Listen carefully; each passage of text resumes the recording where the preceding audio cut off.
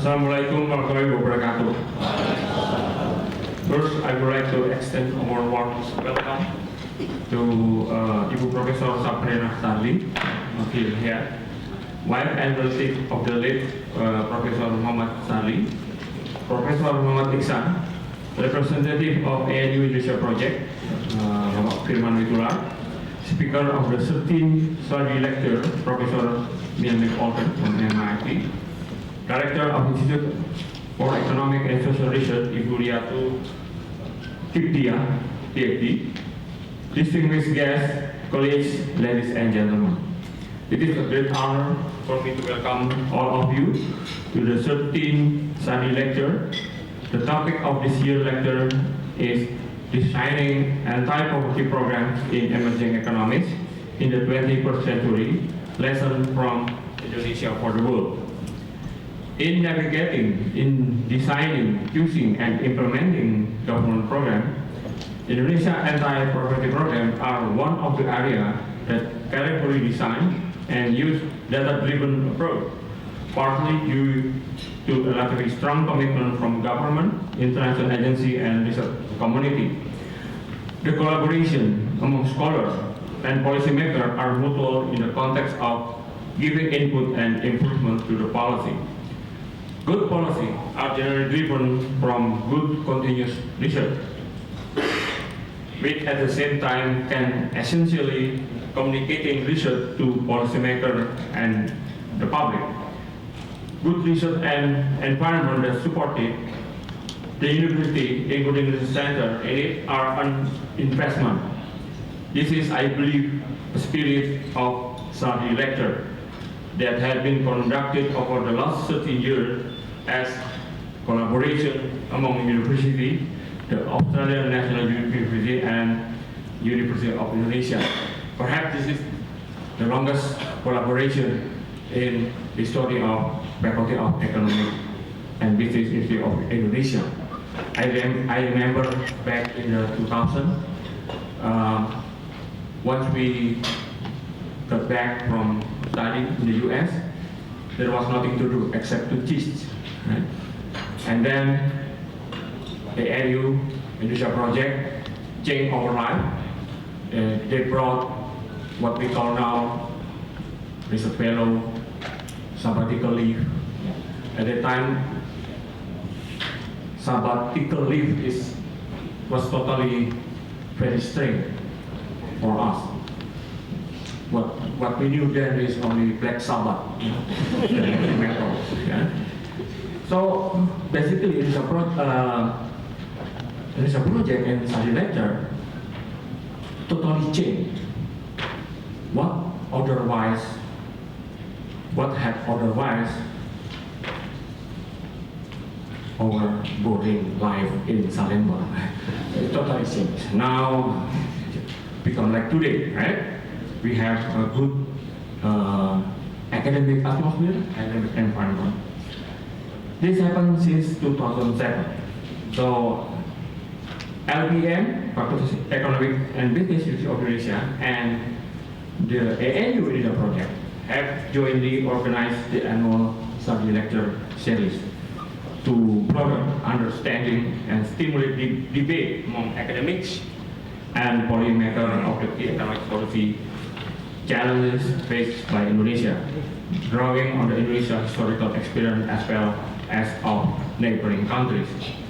It is named in honor of the late Professor Muhammad Sadli, former director of LPM FAB UI, professor in our school, Faculty of Economic and Business, Universitas Indonesia, and one of the Indonesia's most influential economists during his lifetime. To preserve his legacy for Indonesia, the Faculty of Economic and Business, Universitas Indonesia, has continued to hold our network with the international community and nurture research talent in our research institute.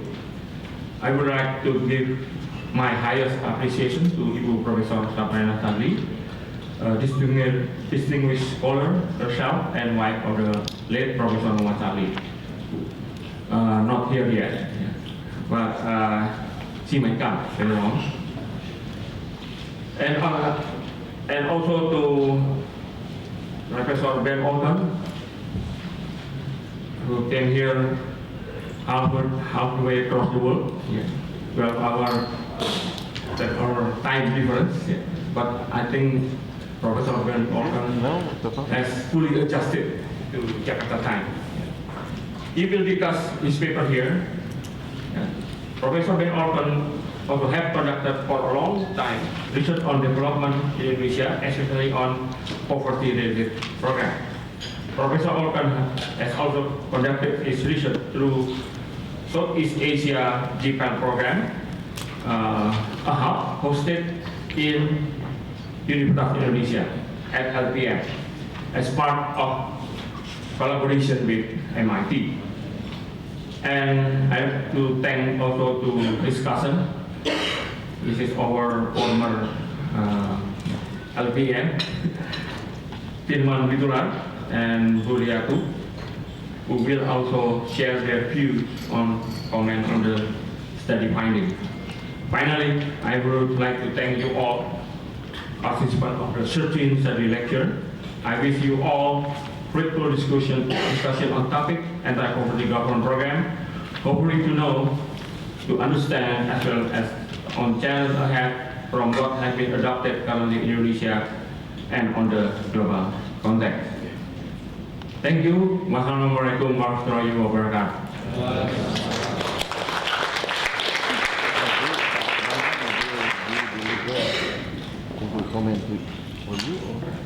Mr. Kunchoro, thank you for your remarks. The next welcoming remarks will be from Indonesia NU Project. We would like to invite a representative from the Indonesia NU Project, Bapak Firman Witular Kartaadiputra, to deliver his welcoming remarks. Bapak Firman, the floor is yours.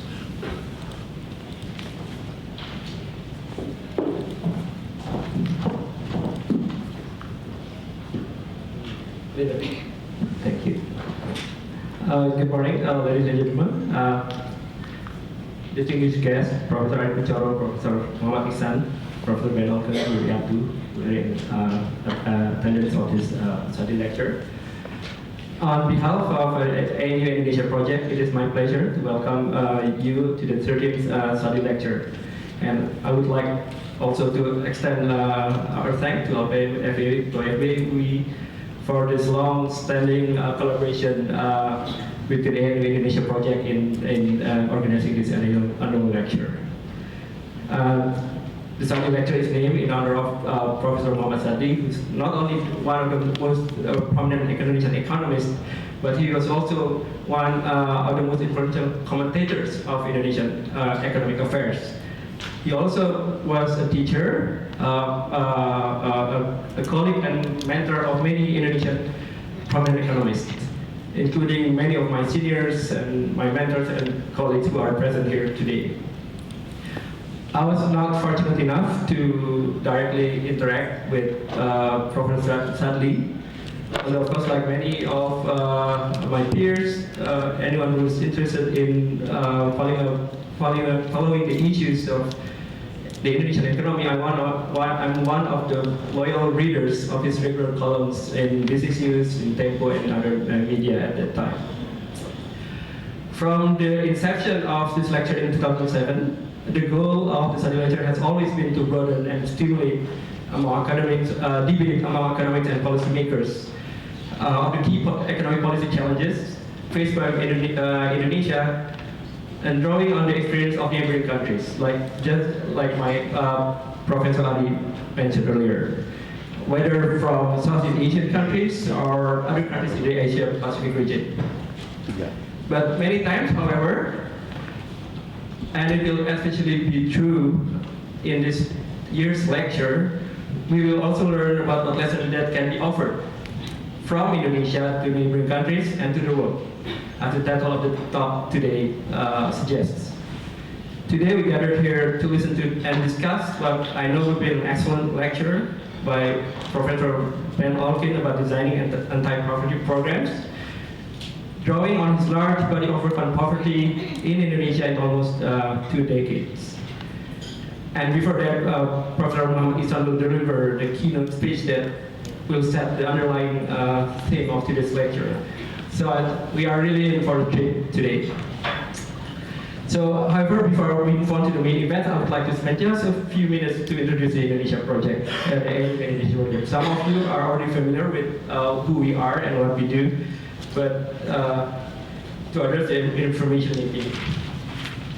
So, Indonesia project was founded by Professor Heinz Arndt in 1965, and so we've been around for quite some time. It's an international center of research and graduate training on the economy and society in Indonesia based at NU. Our main goal is to see stronger research-based development policies in Indonesia, and we want to contribute to that goal by conducting research on the Indonesian economy and society, disseminating research findings and conducting public dialogue, carrying out capacity building, and establishing institutional network in Indonesia and Australia. So our main activities fall under two categories. The first one is research and capacity building, under which include our undertaking our own research and advising PhD students at NU, extending research collaboration, and conducting different kinds of activities to support Indonesian researchers or Australian-based researchers who are interested in working on Indonesia. The second set of activities is dissemination of research funding. This includes today's lecture, coordinating the Sadli lecture, the Mubiatu Fall Policy Forum in Jogja tomorrow, and other lecture and policy dialogue forums such as the Forum Kebijaksanaan Pembangunan. We also conduct higher level policy forum with the Ministry of Finance in Indonesia. We have two flagship outlets under these activities, the BIES journal and the Indonesia update that I will talk about in a minute.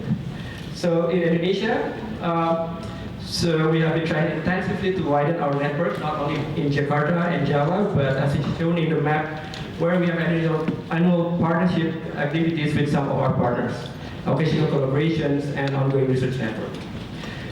Our first flagship output, the BIES, is a peer-reviewed academic journal that was first published in 1965.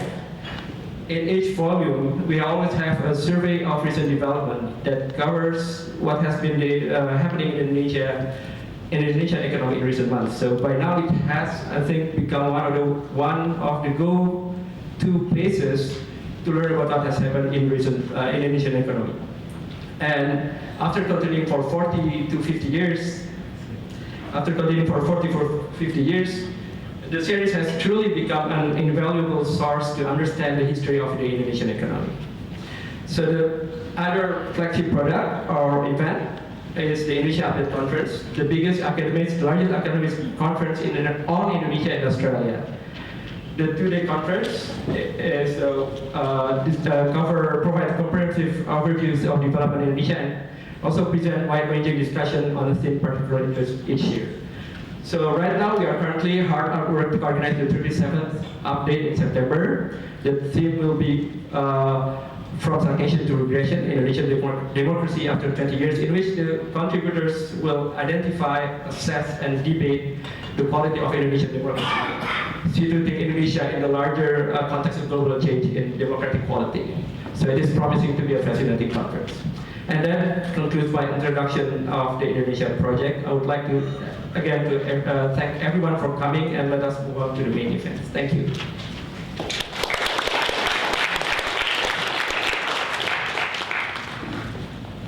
Firman, thank you for your remarks. To formally open the 13th Sadli lecture, we would like to invite Professor Muhammad Ihsan from Faculty of Economics and Business, Universitas Indonesia, to deliver his keynote remarks. Professor Muhammad Ihsan, the floor is yours.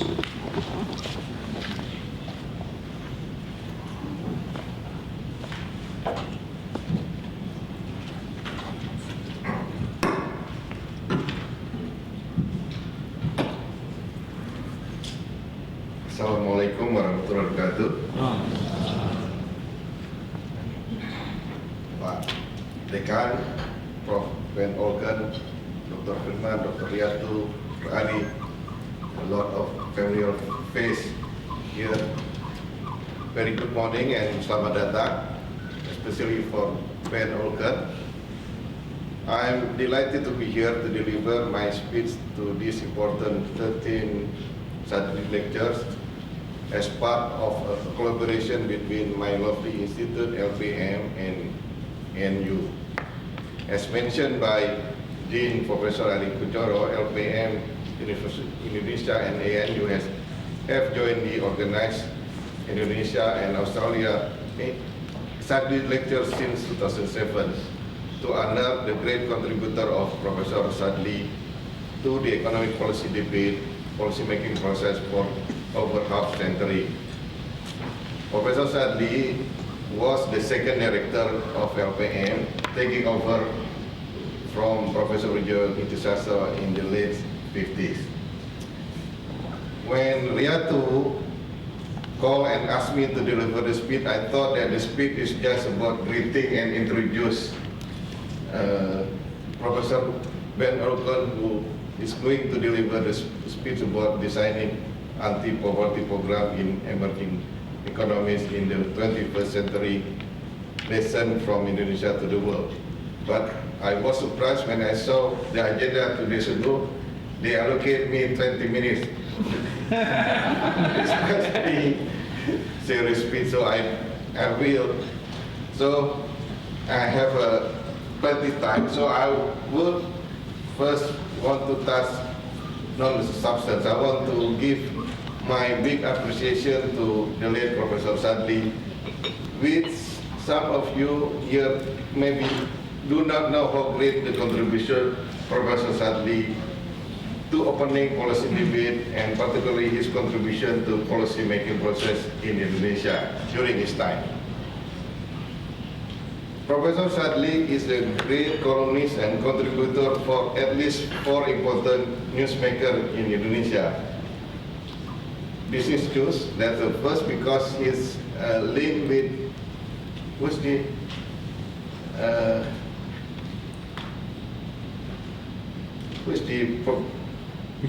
leader of Business News? Business Indonesia. Business News, no. Oh, Business News. I forgot his name. And then Kompas, Tempo, and Jakarta Post. He was the chair panel ahli Kompas. I think he's the first one of the chair panel ahli Kompas for more than 5 years. To honor his 80 years birthday, Penerbit Kompas in 2002 presented him a book edited by the late Hadi Susastro, there is Chris Manning, and myself. And then his writing is always clear, concise, terus enak dan mudah dibaca dan dicerna. Even sometimes oversimplified. He was very productive writer. A year before he passed away, this is what I remember, Sadli almost produced 1 article every week. Either when he was the Minister of Manpower in 1969 to 73, he introduced an industrial relation framework which is still relevant even after more than 4 decades. When he was Kepala BKPM, he produced the famous Undang-Undang number 1, penanaman modal asing, and I don't know what is the number of for PMDN, before replaced by Undang-Undang number 25 tentang investasi in 2007. So how many years? 30 years. Yeah, Undang-Undang PMA and Undang-Undang PMD become an important legal condition for investment protection in Indonesia. Pak Sadli was also the former Minister of Mining. During his tenure, he forced General Ibn Mustafa, that's a powerful man at that time, to resign from Pertamina and play instrumental role to help Indonesia economy from the bankrupt because of Pertamina crisis in 75. If I'm not mistaken, during his tenure as a Minister of Mining, Prof. Sadli also the architect of kontrak karya, along with his Dirjen Pertambangan Umum Profesor Sutaryo Sigit. Kontrak karya is one of the essential legal mining product which is considered better than the current mining law. Prof. Sadli was also very advanced in technology. He was familiar with PC or notebook before many of us used it. Similarly, he had used the internet before most of us know about that. He told me he always visited Akihabara to find new electronics product in Tokyo. Sometimes Dede told me, because I don't know whether we come together or not, he come to Akihabara to buy a new laptop. He asked in Bahasa Indonesia, and then we were surprised. And then, why do you ask in Bahasa Indonesia? Because if I ask in English, he also doesn't understand. So it's better to ask in Bahasa Indonesia. Anyway, my personal relationship with Professor Sadli is beyond professional. He is my teacher, even though I never took his class in UI because he is on the industrial seminar. He taught seminar economy industry, if I'm not mistaken. Coincidentally, Professor Sadli was also my father teacher in Yogyakarta at SMA-P. Now, I think SMA 3, right? SMA 3B. SMA 3 Yogyakarta and Fakultas Teknik UGM. My wife and I still miss his call on Saturday or Sunday morning because he always discussed what topic he want to write about his article.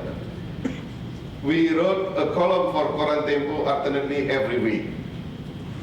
Bapak, Ibu, teman-teman sekalian, let me move on the substance. I think that's the purpose of Riyad to ask me to deliver this speech. I think studies on poverty in Indonesia is quite relative, as Pak Dean said, intensive and extensive, thanks to Subsidies and some extent the IFLS. Poverty issue in Indonesia and Subsidies as a source data have produced many sarjana through their skripsi, master, and PhD, including myself. So a lot of us living from poverty for our life. Tackling poverty issue in Indonesia was exciting and challenging, mainly how to make an effective anti-poverty program.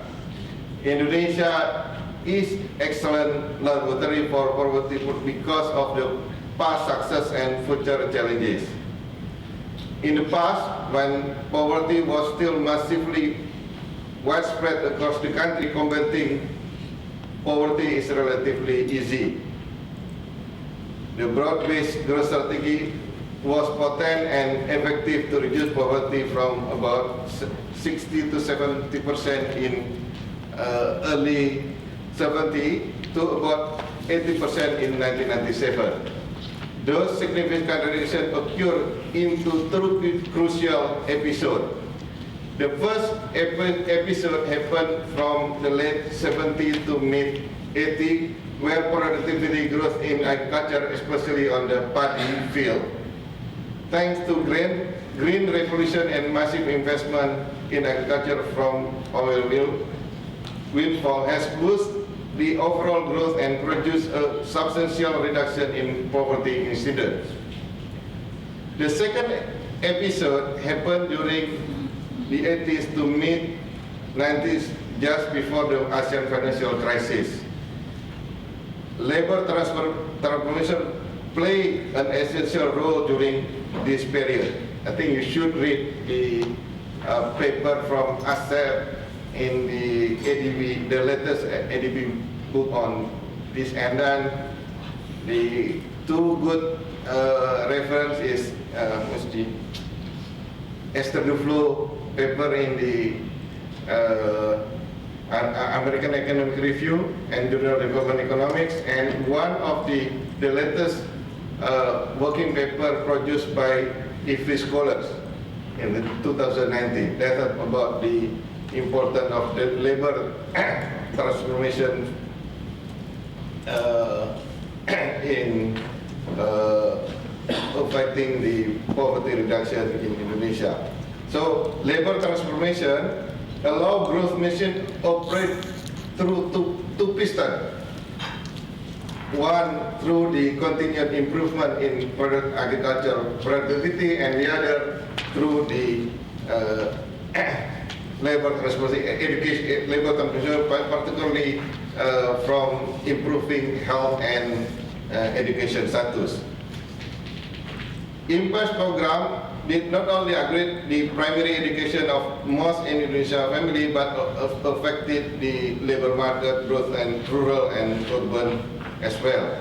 As a result, poverty reduction was accelerated during that period. After financial crisis, growth-led poverty reduction was suddenly stopped, at least slowed down. Partly is anticipated the last mile problem. Targeting poverty become more heterogeneous. Targeting and decentralization, actually that's the answer. One fits for all should be left, replaced more by a more decentralized program. However, as shown by many studies, including especially by Glenn Lewis, poverty outcomes during the decentralization era are still disappointing. On the targeting, I realize it's not easy to implement. Many dimensions need to handle. I leave the targeted issue to Ben to discuss. Bapak, Ibu, dan kawan-kawan, let me now to move into other poverty challenge beyond targeting. First, targeting rely on the poverty line. Conceptually, setting up poverty line is difficult. There are always trade-off happen between what so-called consistency and specificity. Furthermore, setting up a consistent poverty line is technically difficult. Empirically, BPS poverty line seems to be a weakly relative rather than the absolute one.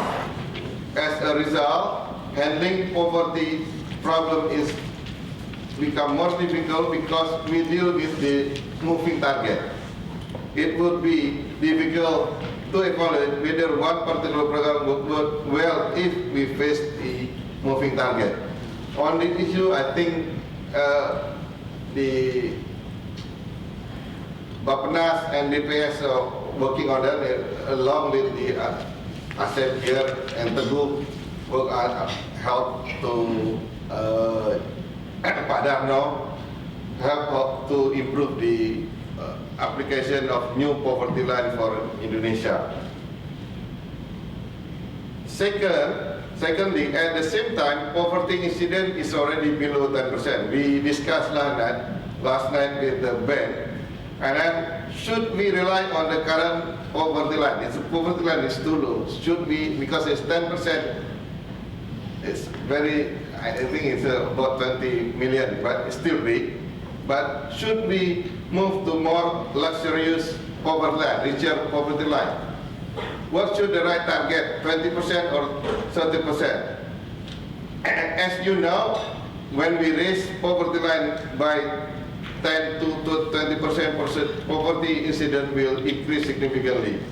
We hope that Ben will touch on this issue either today or tomorrow in Yogyakarta.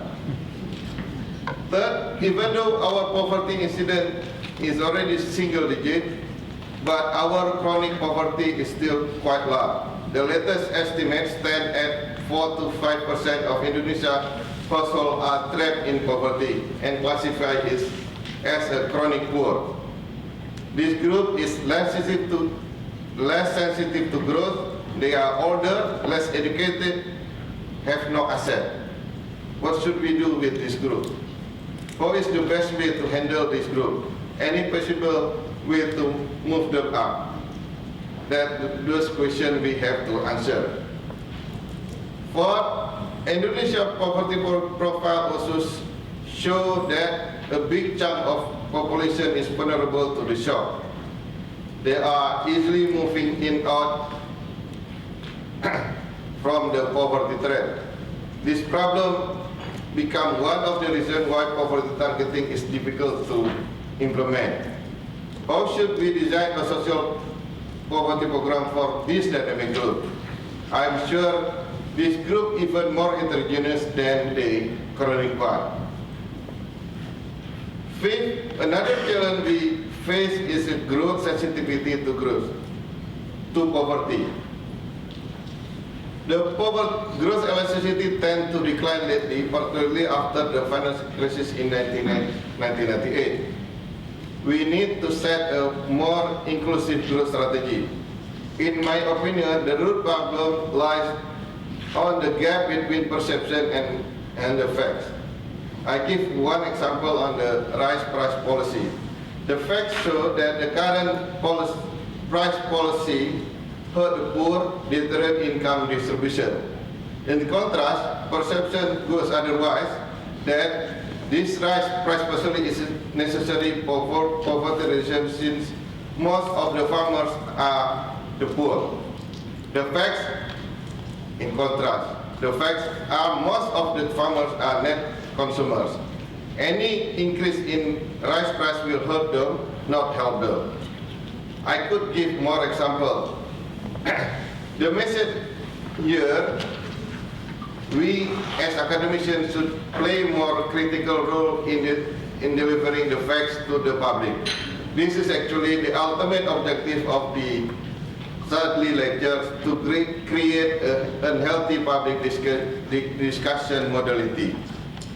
Finally, we have to think how to design the governance structure of the ineffective anti-poverty program in Indonesia before we give a lesson to the world.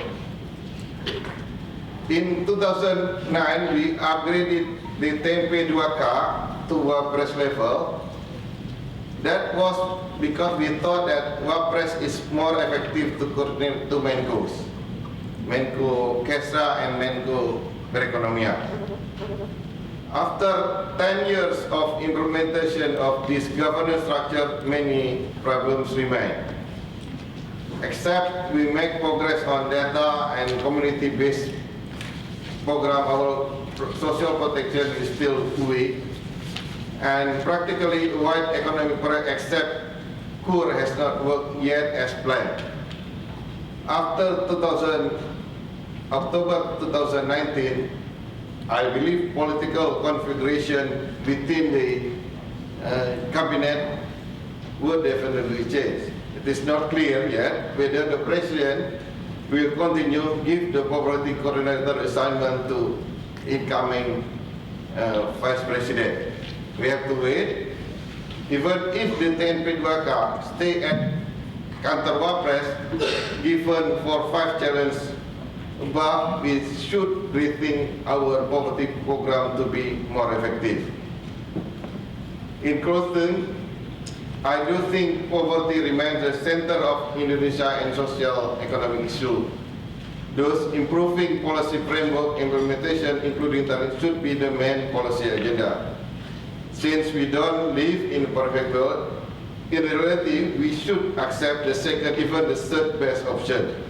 We should always aim to reach the first best, otherwise, we should always aim to reach the first best option. In that context, this lecture is very relevant. In addition, Ben, like Pak Sadli, is an excellent lecture, enak didengar. Enjoy the lecture, thank you.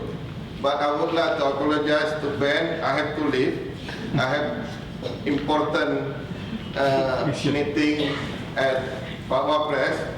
Pak Jika want to give some kind of legacy. He want to solve of many problems, remaining problems before he leave the government in October. So today we would like to discuss about to finalize the Undang-Undang Pertahanan. That's also important foundation for the poverty. Thank you.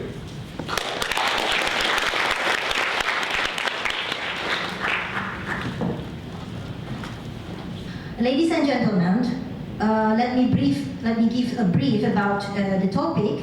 Over the past 2 decades, Indonesia has employed various social protections programs targeted towards the poor households, including rice subsidy programs, direct cash transfer programs, conditional cash transfer programs, and cash transfer for students, among others, which happened along with reductions in subsidy of energy prices, a policy previously employed to support household consumptions.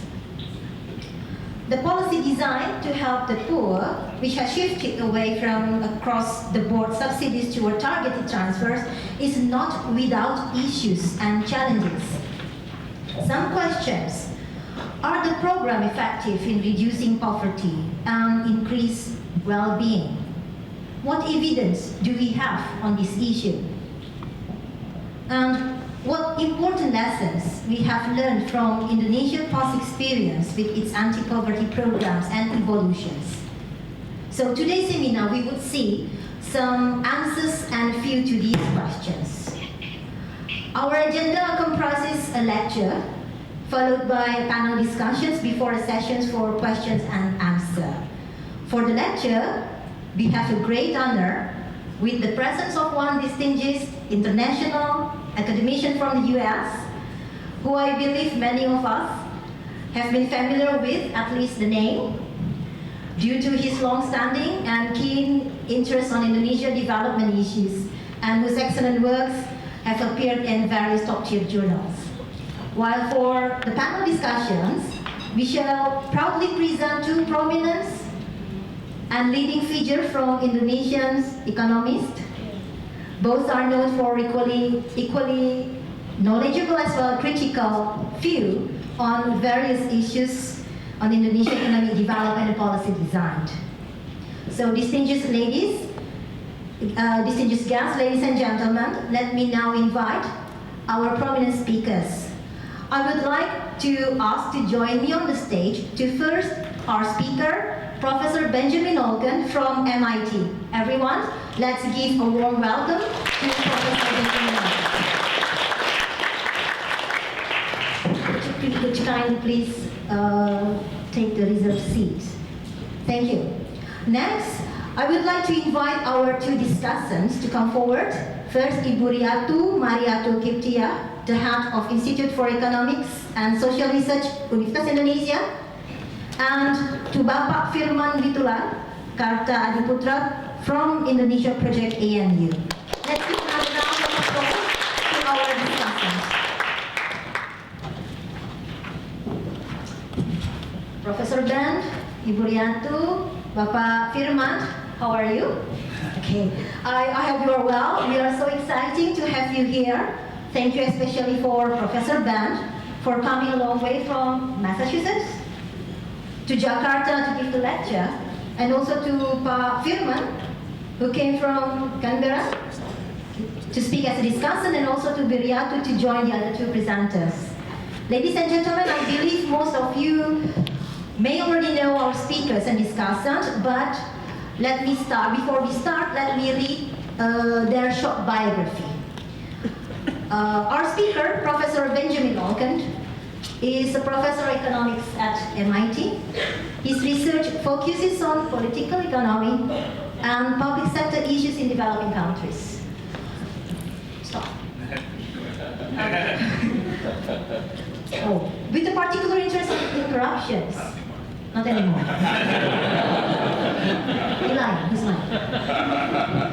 He's a faculty director of the Abdul Latif Jamil Poverty Action Lab at MIT, co-scientific director of the lab's Southeast Asia office in Jakarta, and co-chair of the lab's governance initiative.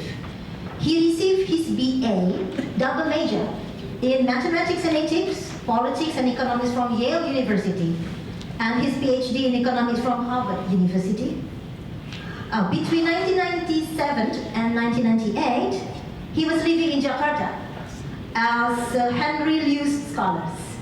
He joined the MIT faculty as a tenured faculty member since 2008.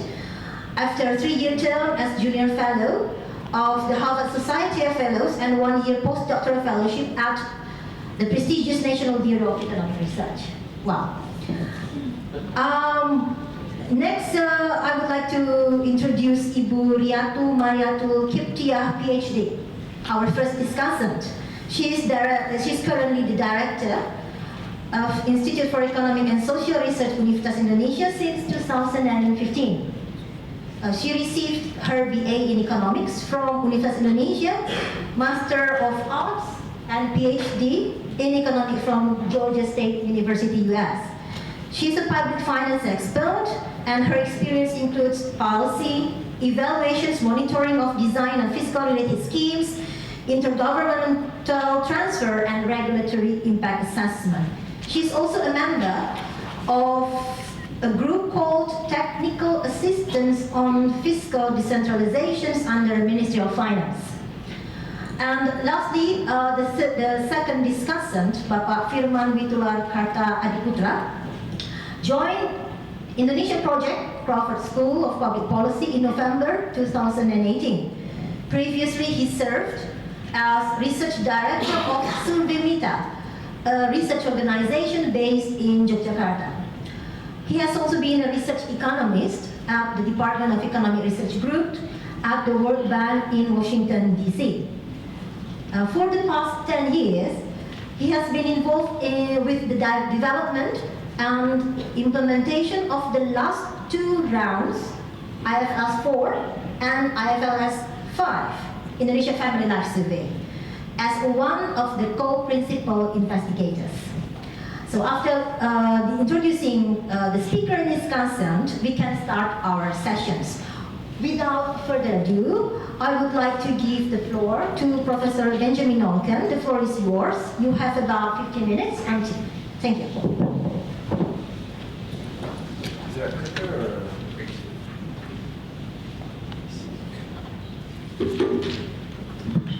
Okay, thank you very much for the generous introduction. Thank you everyone for attending today. Sebelum saya mulai, saya akan minta maaf, saya akan memakai bahasa Inggris untuk presentasi ini, tapi nanti untuk sesi tanya jawab, kalau mau bertanya dalam bahasa Indonesia atau bahasa Inggris, itu dua-duanya boleh. Oke, sekarang saya lanjut dalam bahasa Inggris. So, the topic of today's talk is designing anti-poverty programs in the 21st century. Lessons from Indonesia for the world. As a way of introduction, I think it's worth just stepping way back, looking at the whole world. It's worth pointing out that there's been a real change in sort of where poverty, what kind of countries the extreme poor are located in over the last, I don't know, 20, 30 years, say. So if we look back in 1987, If we look back in 1987, there was a lot, substantially more extreme poor around the world, and they were primarily located in low-income countries. Now, over the past 3 decades or so, there's been a huge reduction in the number of extreme poor as countries have grown, as people have come out of poverty. Indonesia's experience, I think, is consistent with that. But what you can see is that most of the extreme poor now are actually located not in the lowest income countries, but actually in middle income countries, particularly lower middle income countries like Indonesia. Okay? And so I think as Professor Iksan mentioned, that means some of the strategies that we want to think about for how do we finish sort of solving the problem of extreme poverty are going to be a little bit different than they were, say, 30 years ago. These middle income countries like Indonesia, now they're substantially richer than they were. They have more tax capacity, and they're able to actually start running redistribution programs or other types of anti-poverty programs themselves.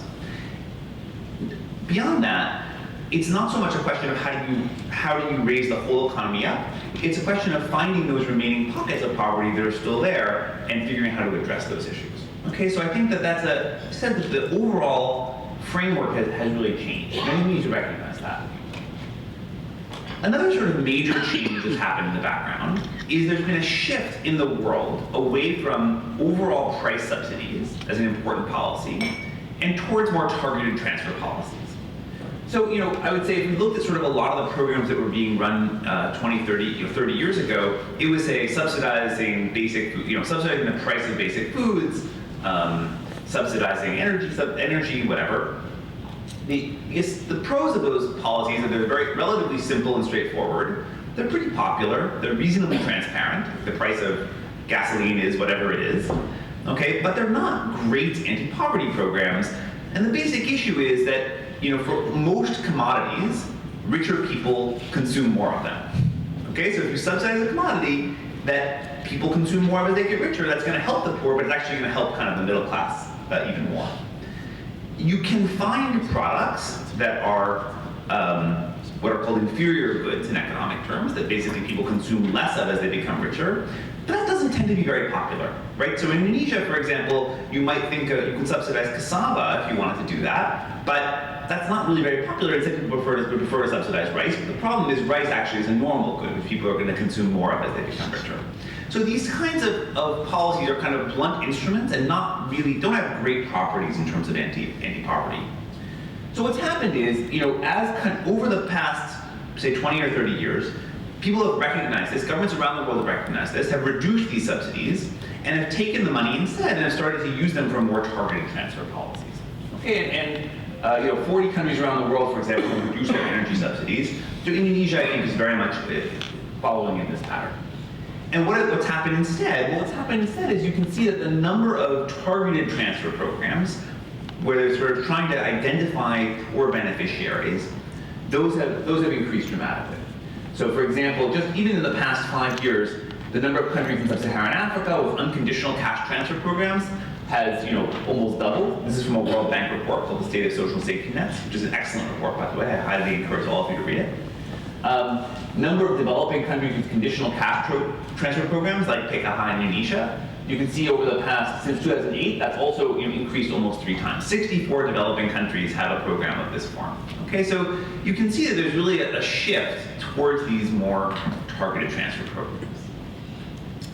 And I think what's happened in Indonesia, I think, really is very consistent with these global trends. Okay, so over the past 20 years or so, Indonesia has introduced a series of different kinds of programs that have been targeted towards poor households. So this started right after the Asian financial crisis with a variety of programs that were introduced, one of which was, I think at the time it was called the OPK program, and then it became the Raskin program and the Rastra program, subsidized rice assistance for poor households. There was a Bantuan Langsung Tunai program, which is a direct cash assistance program for poor households in 2005. The PKH program, which was a conditional cash transfer program, started in 2007. The Bantuan Siswa Miskin program, which was a scholarship program, 2008. Another sort of unconditional cash transfer program. So you can see Indonesia has, and a lot of these were paired with reductions in energy subsidies. Okay, so reduce the overall energy subsidies, take the money and use a portion of it to sort of increase these targeted transfer programs to the poor. Okay, so this is actually, at the macro level, this makes a lot of sense. And it's also worth pointing out that Indonesia is very much, I think, in the sort of, doing the same kind of things that many countries around the world are doing. However, if you start running these kinds of targeted social assistance programs, it's important to recognize that those programs have their own sets of challenges, okay?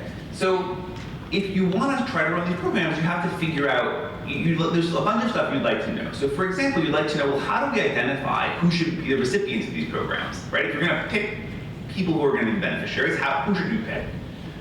What kind of assistance should you provide?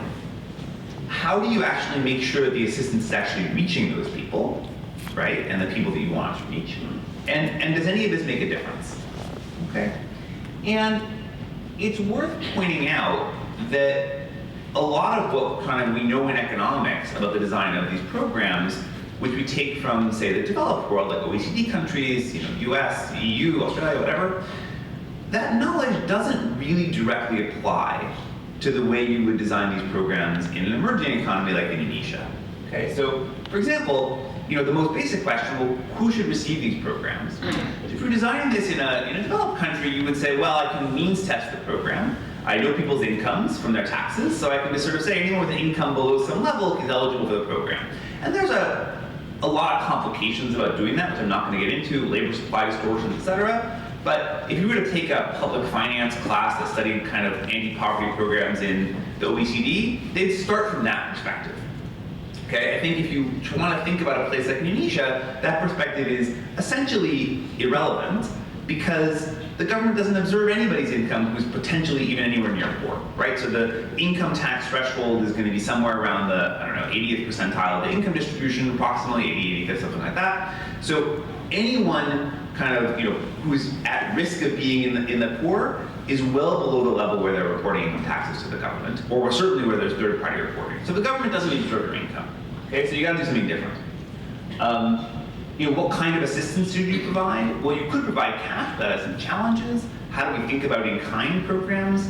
There's issues about, if markets are not fully liquid, what are the implications of cash versus in-kind for overall markets?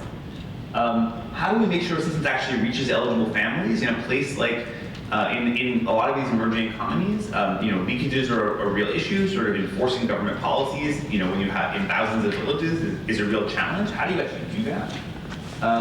In terms of the impact of this, we'd like to know, these programs are different, and so we need to sort of understand their impacts in these kinds of economies.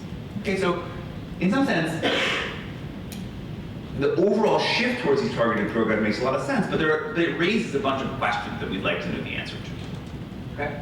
So, in some sense, what I want to talk about today is a series of projects that I have done with a variety of partners in Indonesia over the past, 12 years or so, which has tried to sort of systematically tackle different pieces of this agenda. Okay, and so I want to, first of all, I want to apologize for anyone who I've inadvertently left out. We tried to make sure everyone was included, but I want to thank all of our various government counterparts, including Bappenas, Kementerian Dalam Negeri, Kementerian Sosial, BIES, and especially TNP Golkar. My many collaborators on all this. You can see this is I'm the one talking today, but this is what I'm talking about is the results of joint research with a wide variety of people, both international and Indonesian scholars. And I also want to thank our implementation partners, of which there were many, but I want to particularly thank Survey Meter and Mr. Samya, who were key partners in a lot of this research. So this is a joint effort of many people, and I want to sort of summarize these results. So, what we did collectively over the past 12 years or so has been to sort of go through these topics and try to think about what we can learn on each of them. And I titled this talk Lessons from Indonesia for the World because although we've tackled a lot of these challenges in Indonesia, in some sense, part of the reason that we were so excited, as international academics to be working on this, is these are questions that are also being tackled kind of internationally for the first time here. So I think that it's not just that these results are useful for Indonesian context, but I think these are actually kind of really Indonesia is actually in a leadership position for the world in sort of using rigorous evidence to tackle a lot of these issues. So what are some of the things we investigated? We investigated different approaches for for targeting questions. So I'll talk about this in more detail. We tested 3 different options and sort of try to understand the trade-offs there. What kind of assistance should we provide? Cash, vouchers, or in kind is sort of an open question.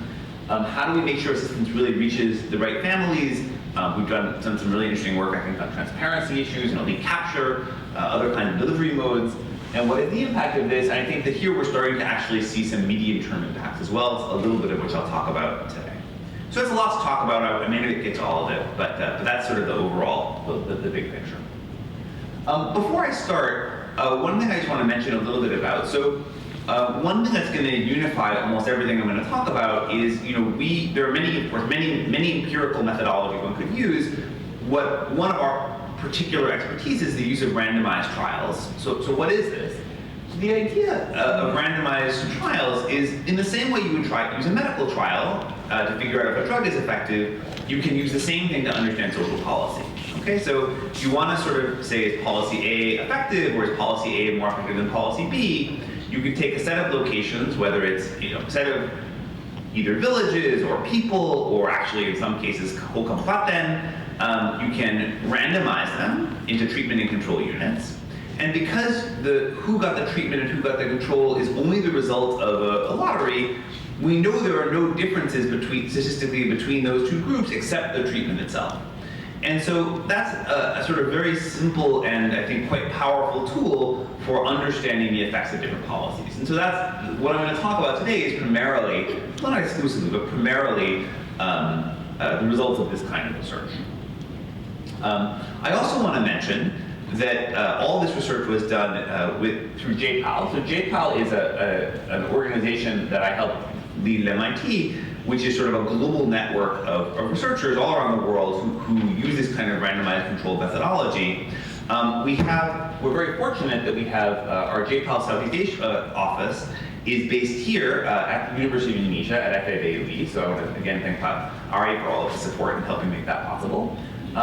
It's led by me and Professor Rima Hanna from Harvard, and we have about 20 staff based at our office at LKM in Salemba. And I want to acknowledge the generous funding of the Australian government, which has been a long-standing and main supporter of our research, and almost everything I'm going to talk about today would not have been possible without the support from the Australian government. So I want to acknowledge that as well. Okay. So the first question, so I want to talk a little bit about all four of these questions. So how do we think about who's eligible? Okay. So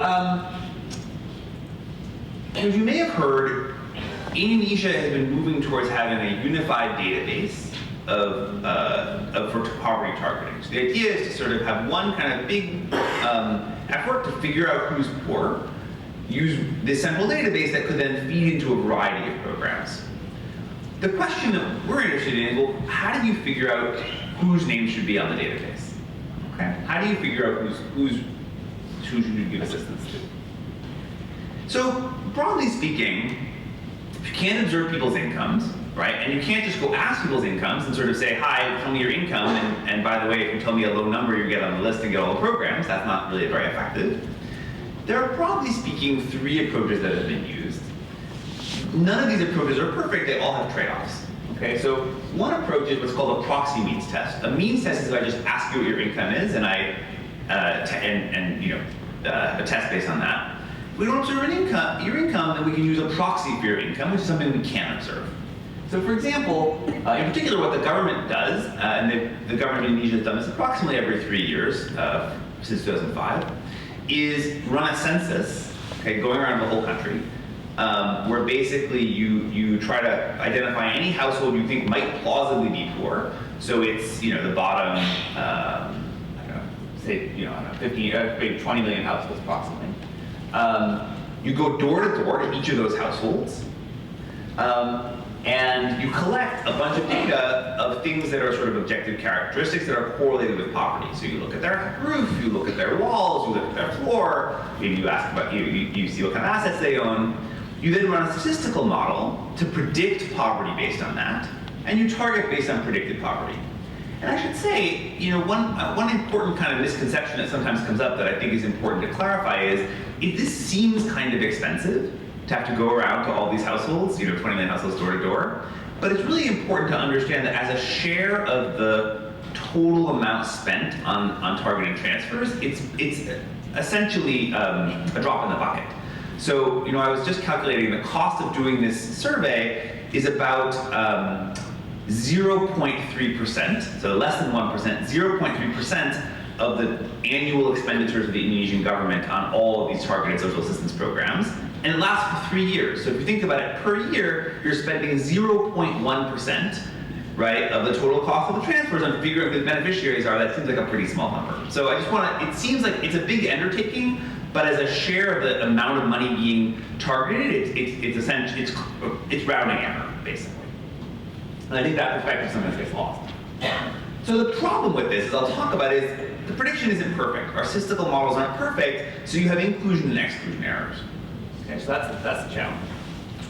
The second approach is community-based targeting, and there the idea is to go to say, look, here in Jakarta, the government has no idea what's going on in some village somewhere. Okay, but the people who actually live there, they actually do know what's going on, right? And if you go to the village, you say, well, tell me who's actually, especially if you go to the really local level, go to like the RT level, you say, well, tell me who in this community is really poor. And they say, oh, I know this person right there, they're really poor. Okay, so the question is, actually in development economics, we think that there's a lot of local information.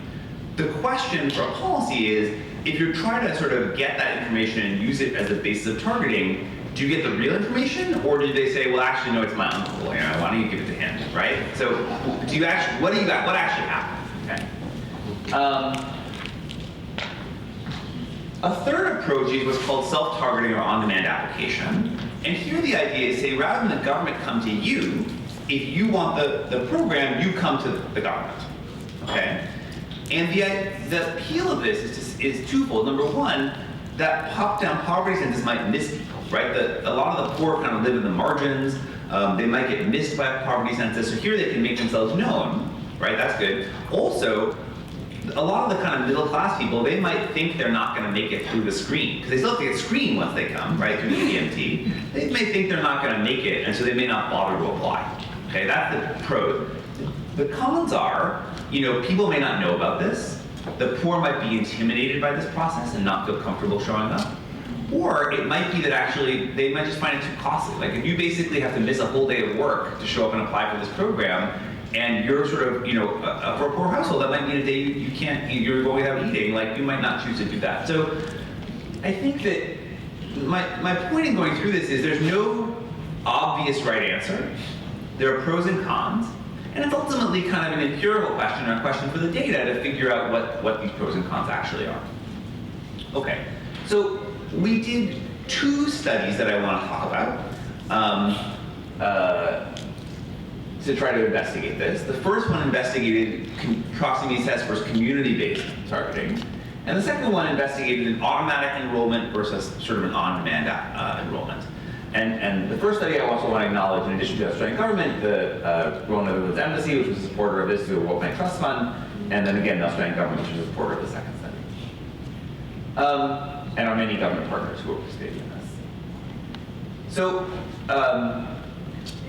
I think that so what did we do in the first study? Well, we worked with 640 desa in Kelurahan across multiple provinces.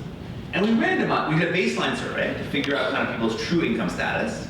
And then we randomized them into different targeting approaches, like a proximities test or a community approach, or hybrids I'm not really going to talk about. Okay, so some of them we did the database approach, some of them we did the community-based approach, and then we're going to see which one did a better job kind of matching true poverty status as measured in our baseline survey. Okay. Before I get to that, I want to emphasize what the problem with the PMT. The problem with the PMT, as I mentioned before, is the prediction isn't perfect. This is from a simulation that Rima Hanna and I did. So this on the x-axis here is your predicted log per capita consumption from the PMT, and on the y-axis is the actual log per capita consumption. Okay. So there's 2 takeaways. So this is like a standard kind of proxy means test data scatter plot. Okay. So what do you take away from that? Well, first of all, it's nice and upward sloping. That's good, right? That means the prediction has power, right? People who are predicted to be richer are in fact richer. That's great. Second, R squared is about 0.5 or so. So for those of you who know what that is. So pretty good, but not perfect. And so what you can see is, you know, the bottom left box here. I don't have a laser pointer, do I? No. Okay, the bottom, this box here. Okay, so if you were to do this, this is your line. These are the people that get the benefits, okay? This box here are the people that are correctly included in the program. You predict them to be poor and they're actually poor. Here are the people who are correctly excluded from the program. You predict them to be rich, and in fact they are rich, okay? But, you know, with any scatter plot, you're not gonna like exactly hit this box and this box. There are gonna be people who sort of fall in the cross boxes here. Okay, and that's inclusion and exclusion error. And so in some sense, the whole idea here is to say which approach is going to do better in terms of matching your inclusion, in terms of reducing inclusion error and reducing exclusion error. Okay, so what actually happened?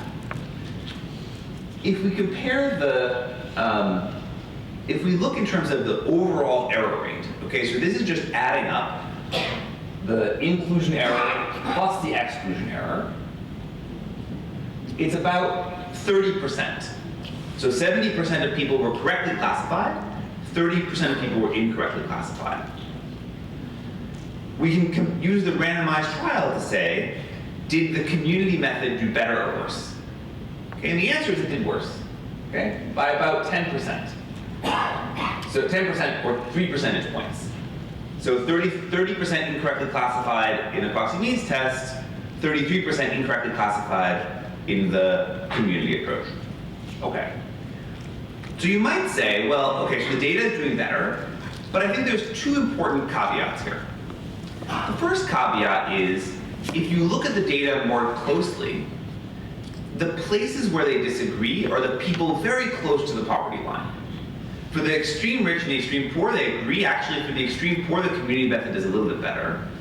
They disagree right at the line. So the welfare consequences of this are not enormous. In fact, if you run a simulation and say, would these approaches have different effects on overall poverty, the answer is not much. And that's because they're different for the people who are kind of very close to the line. That's the first point. Second point, and I think more important point is, if you go back to the village and try to say, well, what did you think of this list? Was it a good list, bad list, etc.?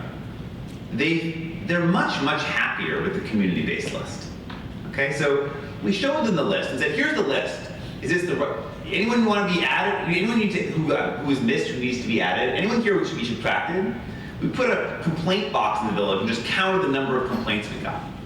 And as you can see, we had many fewer changes in the community group compared to the PMT group. Many fewer changes, and about a third, 2/3 fewer complaints. Okay, so people really like the community method a lot better. And why is that?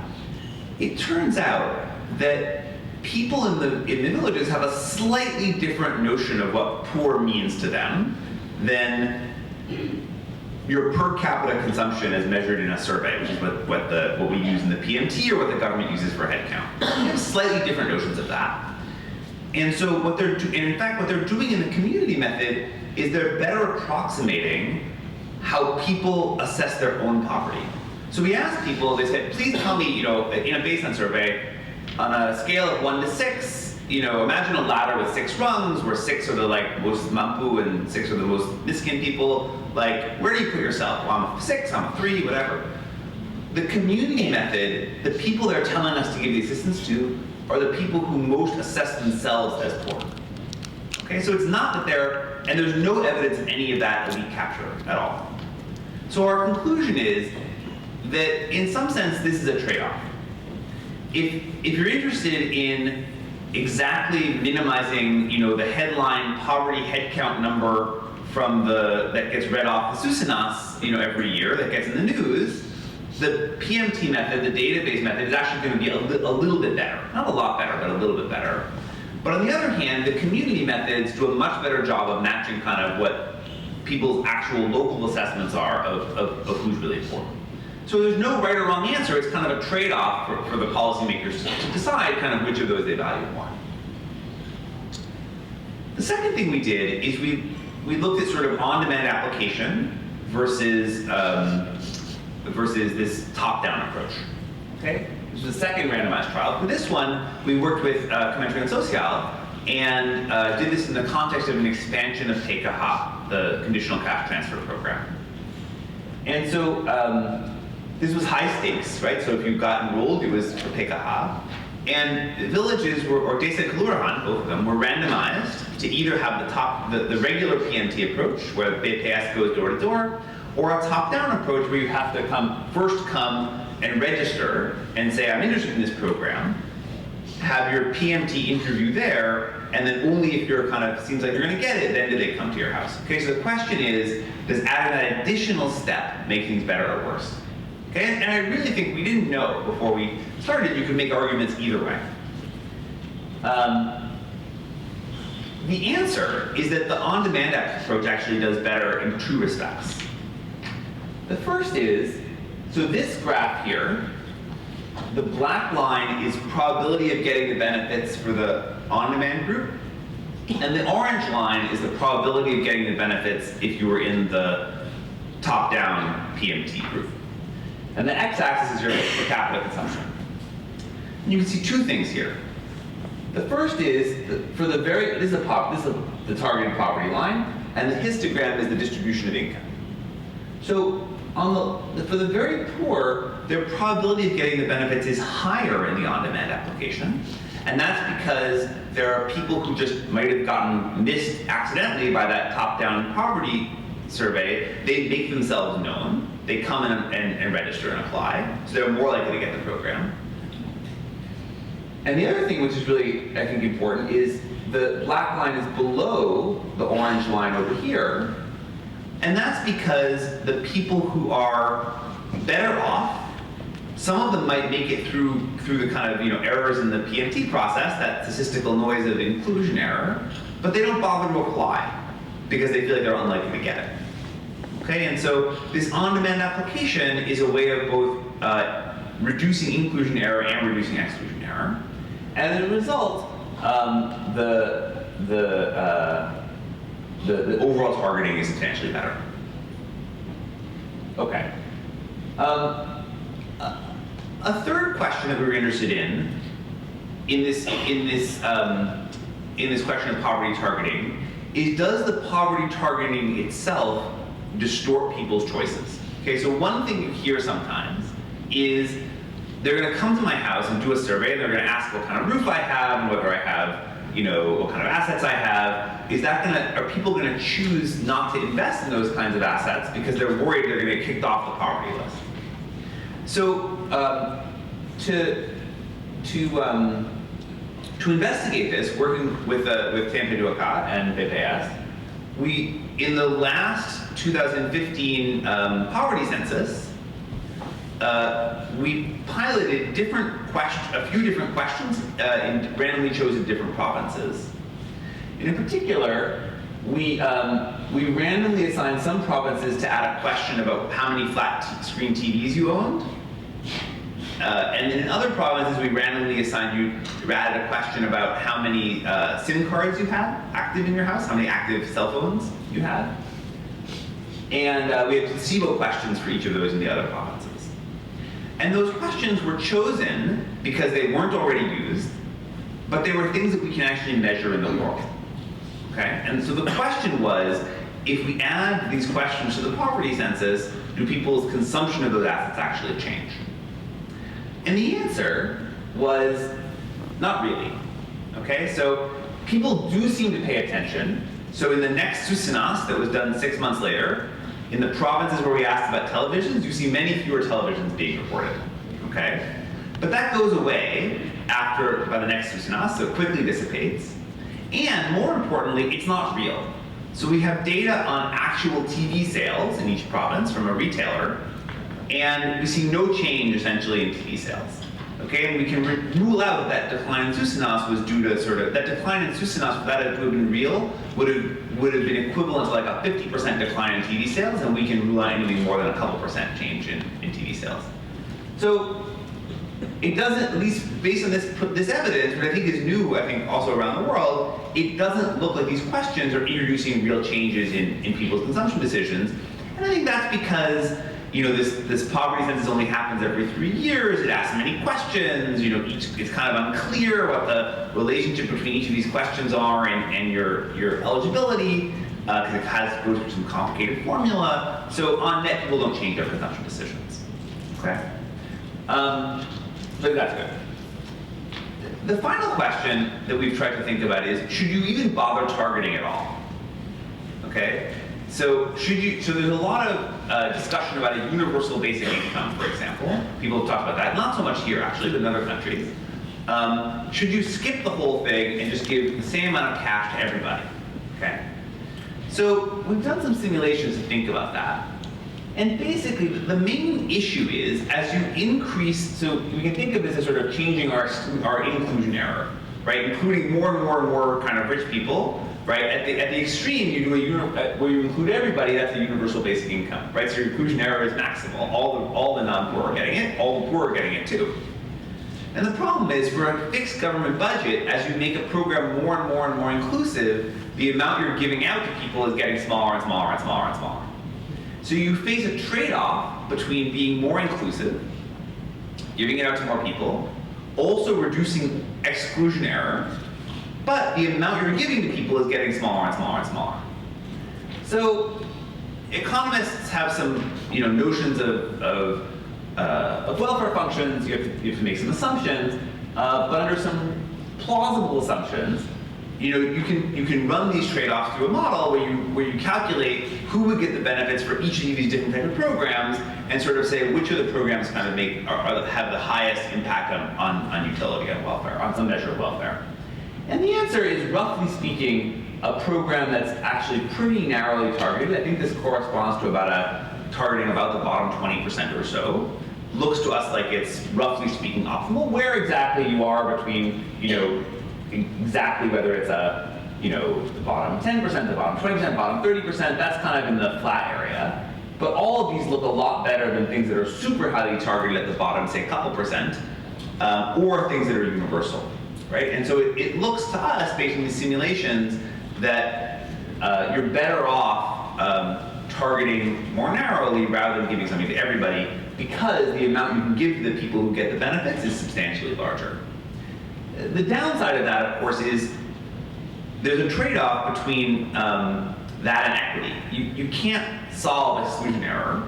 The data isn't perfect. Some people will be excluded. And so in some sense, this sort of presents a set of trade-offs for the government to sort of say, as we make programs more inclusive, we are maybe losing the overall welfare impact, the overall poverty reduction impact, but we are also kind of reducing exclusion error too. So, like many of these results, that doesn't sort of necessarily give you a right answer, right? A lot of what economists are trying to do is sort of help people understand the trade-offs, right? I'm not the decision maker, right? But what we want to do is provide the tools and information to the decision makers so they can kind of make the best decisions for Indonesia.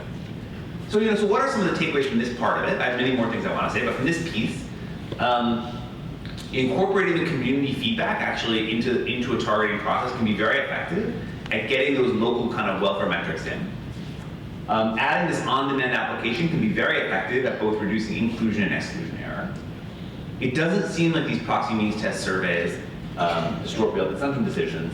And on average, we think there's a pretty strong case for continuing to do some of this targeting rather than move to like a universal basic income. Okay, so that's all on sort of who should receive assistance. So I'm going to go a little bit faster through the other 3 points because I have only about 15 minutes left. That was by design. What do we know about what kind of assistance we should provide? So, broadly speaking, there's kind of a range of things you can give. From, cash is the most flexible. In-kind assistance, like we give you a bag of rice, is kind of the least flexible.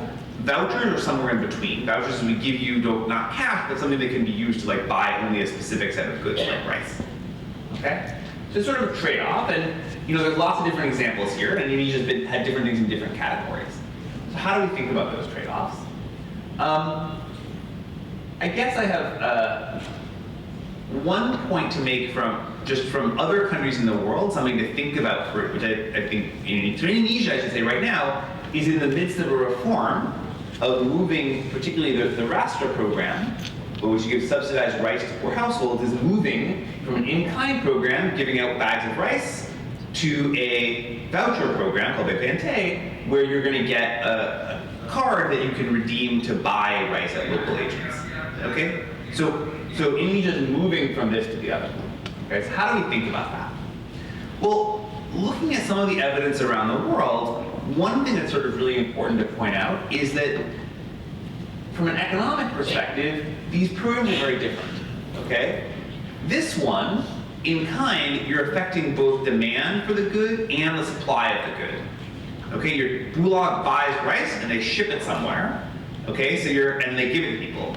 That increases demand for the rice, but it also increases the supply of the rice in that area. If they bought it from some other area. If they bought it from that area and moved it somewhere else, it's going to change the supply. Okay, so these are going to have aggregate supply and demand effects in it. Okay. Whereas a voucher, you're just changing demand. Okay, you're just giving people cash to go buy the rice. And you're letting the market deal with supply. So if you're in a kind of a world where goods are freely traded, you don't have to worry about supply. So if you're thinking about different districts in Java, for example, where it's sort of markets are very thick and lots of people, it's pretty easy to move stuff between one district and another, that's, probably the supply effects are not important. if you're looking at more isolated areas in Indonesia, small islands, areas like NPT, whatever, those kinds of places, then the supply constraints may become much more important. And there's some evidence for this from rural Mexico, okay, where they looked at sort of really rural communities, and they did an RCT comparing kind of cash versus vouchers, cash versus income, cash versus income. And the key point is that what actually happened was the cash assistance increased local prices for a variety of goods because there was an upward sloping supply curve, and that diminished the overall effect of that relative to the in-kind transfers. So I just want to sort of make that point because I think that that's something that's important to think about as an important input into these reforms. Let me skip these other ones.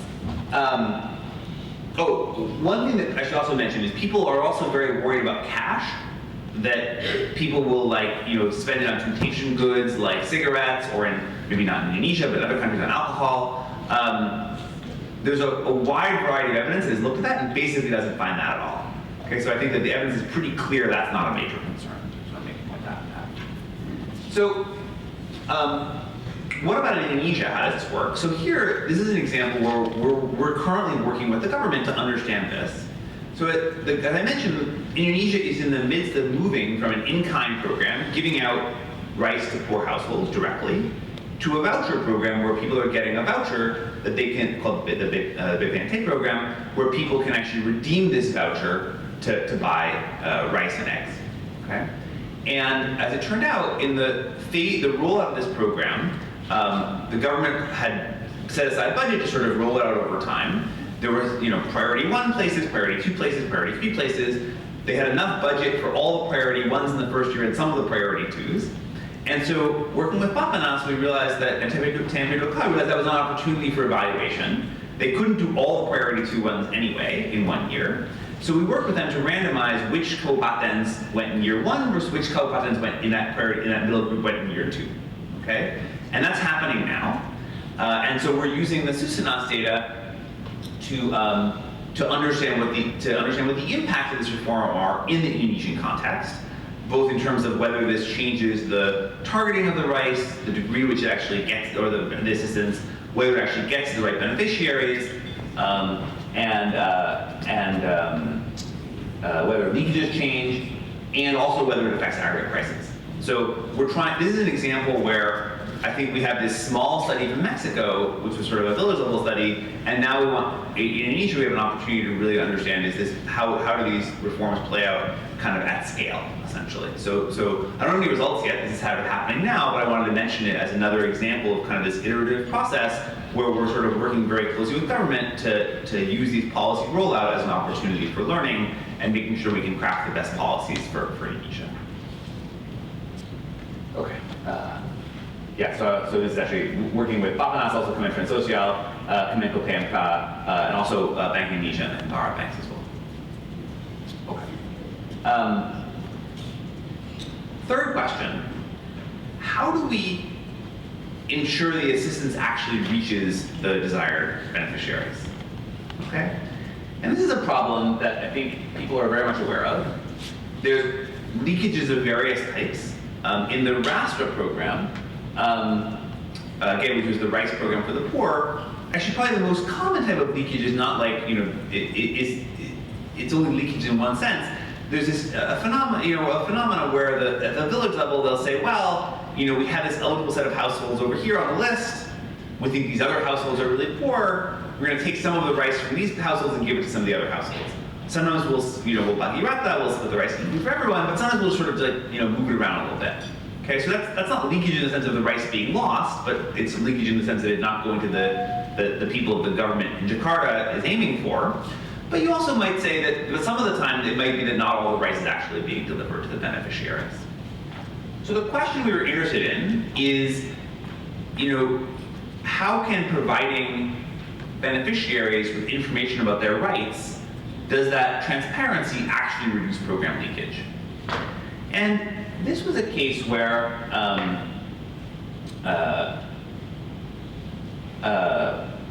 we were, this was in, I guess, 2013, I think.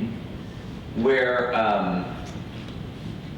the government was considering, this was before there was card to this, card to that, the government was considering sort of sending out these cards, sort of giving people their rights under the program, but the sort of senior policymakers wanted to know, is this actually going to make a difference?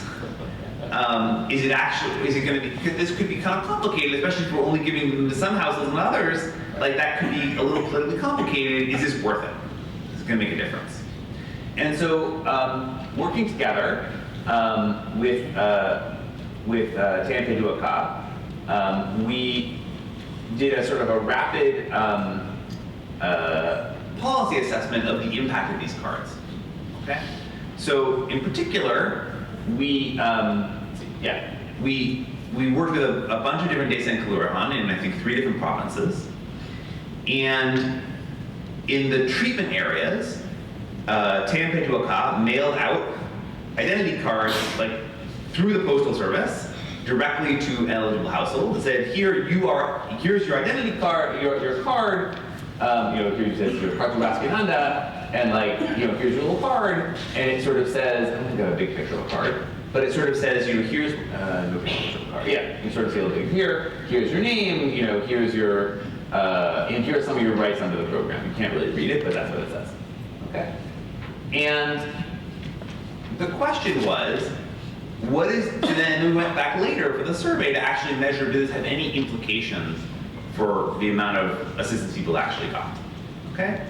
And I should say not all the cards were delivered, right? In fact, actually, I think only about 1/3 of the cards were actually even delivered to the households. In the actual card, when the government actually sent out cards later, they have much higher success rate at that. But nevertheless, we compared all the villages where we mailed the cards to all the control villages, regardless of whether the cards actually got delivered. We said, we compared all the villages where Tanpe Duaka mailed the cards to the ones where they did not. And the answer is, just in the desa in Kelurahan where the government mailed the cards, the beneficiaries got reported receiving 25% more assistance than in the places where the cards were not mailed out. Okay? And it's even higher. We also then tested some variants of this. Some of the places the cards had the copay price on them, that doubled the impact of the cards. And some places, in addition to sort of having the card, there was a list posted saying, here's the card, list posted saying the cards exist and here are the people who got sent them, posted publicly like some public location, okay? And that also substantially increased the impact of the cards. And these were the impacts, even though not all the cards were delivered. If as a policy, in the policy scale up, if the cards were actually delivered to everybody, we think the effects would be even substantially larger than this. And why is this? We think that what's going on is, there's a lot of uncertainty about, who's eligible and what you're supposed to get. And I think that what happens is just having a card with your name on it, which says, I am eligible for this program, and here's what I am eligible for, changes the bargaining power between sort of the beneficiaries and the local officials who are sort of organizing the program. And they can really demand kind of what they're entitled to. And they may not even have to actually go do anything because the local officials, they know that these people know, right? So they have common knowledge. Like, I know that you know that I have this information, and you know that I know, et cetera. And just that change so the change in information can change their results of bargaining even without actually having to go negotiate. And I think that a lot of that is actually what's happening here. And so, and this result actually, it turned out it wasn't about reducing kind of the amount of rice that was going to the ineligible households. It was actually just increasing the total amount of rice that actually got delivered to the beneficiaries in total. So it was really about reducing leakage. And so I think this is a pretty powerful example, pretty powerful evidence that says that what we call it here is like tangible information. Tangible transparency that I can actually have like proof of my eligibility really can make an important difference. And I think this is an example where I think the government has really sort of embraced this idea wholeheartedly. Sort of after this evaluation, hopefully one small piece of probably of the decision, hopefully to roll these out. The government has subsequently rolled out these cartas de lindung social and then other various kinds of cards where people are very clear on exactly what their rights are. And I think our evidence says that that's very important. Okay, and it can make a big difference. The final piece I want to talk about is, does any of this actually make a difference for long-term well-being? Okay, and I guess the way we want to think about this is the following. So for sure, in some sense, to measure the impact of cash or cash equivalents, you almost don't need to do anything, right? Cash is cash. If I give you $1, you're $1 better off. You're $1 richer. So we almost don't need to measure that, right? The more and so at some level, the analysis of does giving out cash make people better off is pretty clear. We've also done other work that shows people don't work less, so they really are kind of $1 richer. The more complicated questions, though, are how does this change kind of other things like the intergenerational transmission of poverty? Okay, and in particular, one of the ideas behind conditional cash transfer programs like PKH is they don't just affect today's family, but by encouraging beneficiaries to enroll their kids in school and make sure they get all the correct kind of maternal and child health, that those kids are going to grow up and have higher human capital levels later. And so CCT programs have this idea. They give you cash, but they condition it on investments in children. Okay, and these programs were begun in Mexico in the 90s, and they've rolled out around the world, including to Indonesia with the PKH program. Let's skip this part. There's a lot of evidence from many different randomized trials around the world that these programs do have an impact on the targeted investments. So they do lead parents to invest more in their kids in the short run. Okay, so they do go to school more, they do go to the doctor more. The question is that starting to translate into kind of longer run impacts? And so the PKH program in Indonesia is a kind of a unique example where we can begin to learn about that. And the reason is the following. So when PKH was started in the mid-2000s, it was set up by the government as a randomized trial. Okay, so the government picked, there were like 700 and something eligible kecamatan. The government picked 400 or so of them where it started, if I remember the numbers correctly, and the rest were controlled. Okay, among those eligible places. And there was an evaluation 2 years later, done by BIES and co-authors. What it turned out was that after that was over, the government decided to expand PKH, and they didn't prioritize the original control locations over the rest of Indonesia. They said we want to have, all of Indonesia can participate, we want to expand to more provinces, more districts, etc. So some of those controls got the program, but lots of other places outside of the original experiment got the program as well. Okay, so just in some sense, when the government expanded, the control areas didn't get any special priority, but they also didn't want to cut off the program from the places that already had it. What that meant was that original experiment that was set up in 2007 of treatment versus control was largely still intact 6 years later. The treatment kecamatan were still getting the program, and the controls were almost entirely not, or mostly not getting it. And so, led by JPAL, went back and did a survey of those places to see what had happened, and we sort of assisted them in some of that analysis. And the key point I want to emphasize is 6 years later, where you've had children who have basically grown up their entire life under this program, you're starting to see implications or impacts on some human capital measures. In particular, you see large reductions in stunting in areas where kids have grown up their entire life under this program. And you also start to see increases in high school completion rates. Okay? So that suggested that these kind of conditional cash transfer programs, this theory of change where they're going to not just help the current households, but really kind of help the human capital of the next generation, it seems like there's some evidence this is actually happening. Okay. They don't lead to transformational impacts of the current households. They're richer by about what you might expect, but not so much for the future gains maybe a lot larger. Okay, so to wrap up, so what are kind of the main messages I want you to take away from this? So there's two. The first is substantive.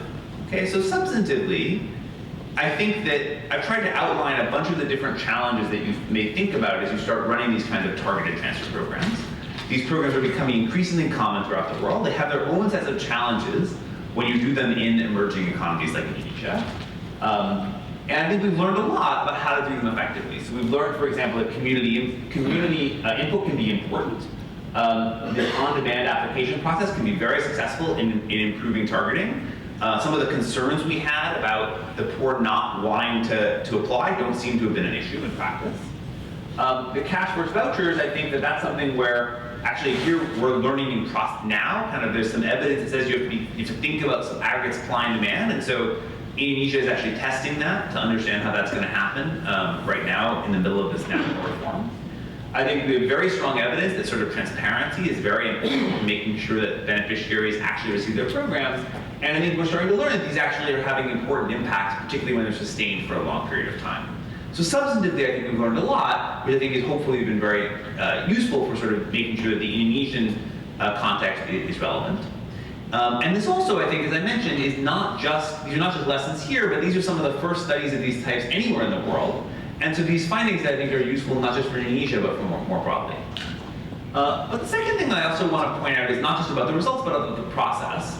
And what I've tried to hopefully convey throughout this talk is that the results I'm showing you here are the results of like an iterative process between sort of the research community and the government to really make sure, and the results of a long-term partnership to really show how we can generate policy-relevant evidence for some of the most important kind of design questions, and they show that how these programs that can be tested first can then be sort of brought to scale. So I think that's an important sort of process lesson, which I hope we can continue in the future. Okay, thank you.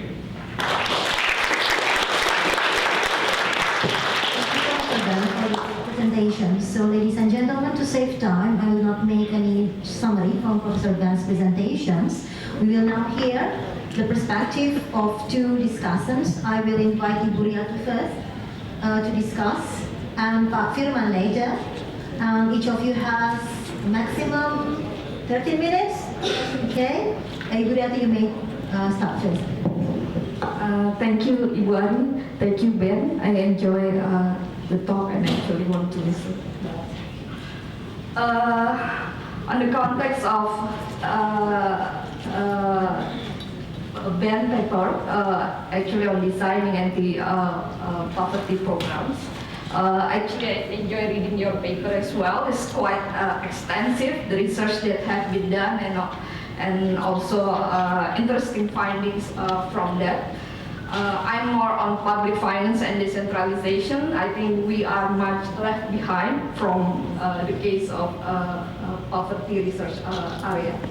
So outline here my comments on general remarks of the papers, and on the maybe in the case of point 1 and point 2 and point 4. So the paper is actually quite extensive, provides of evidence of what has been done and achieved, especially related to RCT research on social assistance program in Indonesia. And the interesting one is, despite of the imperfectness indicators that are used, proximity tests, given the limitation on income data, and also the case of self-targeting, is actually, this is the one, like me, for example, I always see whether the system can be game or not, whether we can actually limit the loopholes. It's actually gaming seems to be less of an issue in this scheme, and there is strategic behavior but not excessive. So, like for example, in the case of self-targeting, the richer one is not actually apply and told that he or she is poor, or in the case of poor, the administrative burden is actually maybe not quite extensive either. The case of the efficiency here also, in the context that it does not really change the behavior, for example, on the context of consumption and also on the asset type of asset that used in the PMT. This is also the findings of Indonesia case. There are already various schemes that are adopted here, and the case also how is actually the assistance program in terms of conditional cash transfer and conditional cash transfer context of that. In the program itself, we moved to vouchers from the in-kind transfer, and also the impact, especially on the longer-term impact. Although the impact is more on the conditionality that are actually achieved on health and educations. But the context of poverty also is complex one, and it needs also to tailor with other policy. And the effectiveness as well on community-based grants. Here also, on the case of the